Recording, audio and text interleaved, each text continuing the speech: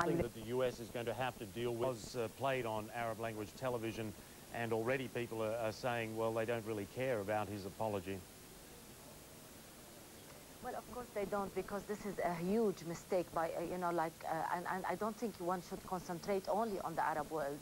This is should be taken on a human level all around the world. I think people in Europe as well as in Asia, I mean, really globally, this is of global proportion, this problem and this mistake.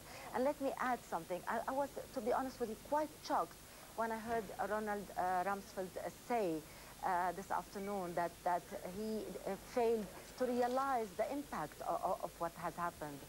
This is not only a mistake on a political or on a military level, on a human level. Don't forget why we went to Iraq. We didn't find weapons of mass destruction.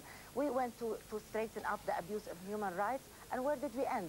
I'm not in no way implicating that every single army member has a hand in this. I'm sure there are many decent American soldiers there that are trying their best. But what is this playing in the Arab world is that we don't believe there is a credibility for this administration, and that this administration went to Iraq for very many different reasons that it has already stated. How far do you think it should go in terms of culpability? I think it's clearly that Rumsfeld should go. I think he just said it. He said, I'm responsible. And I think the only decent thing to do in a democracy like they claim it's to be in the state is to go, because he was responsible, clearly. I'm sorry to hear also that he had not seen the pictures. And what makes me even more worried is that we are promised more of the same or even worse. So obviously, him and many others should go. They should go, because this is the only way you say sorry, is by paying for your mistake.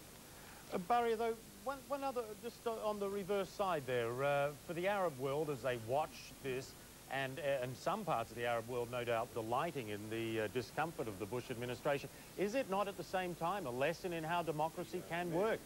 You have there the top defense man being grilled by his colleagues.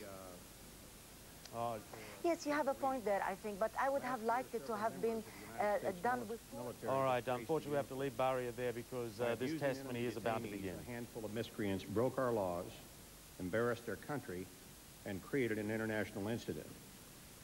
Unlike Saddam, who practiced such abuse and much worse as a matter of state policy, the United States does not tolerate that kind of behavior. The military will bring the guilty to justice just as surely as Saddam could not escape accountability for his crimes. I know that because I know this secretary and the leadership team that he and the president have created for the Department of Defense. We're engaged in a complex and global war on terror and are operating against terrorists in two major theaters. We need to judge the department's leadership on its performance in that war, not on its public relations skills or the frequency with which a few egos on Capitol Hill get bruised.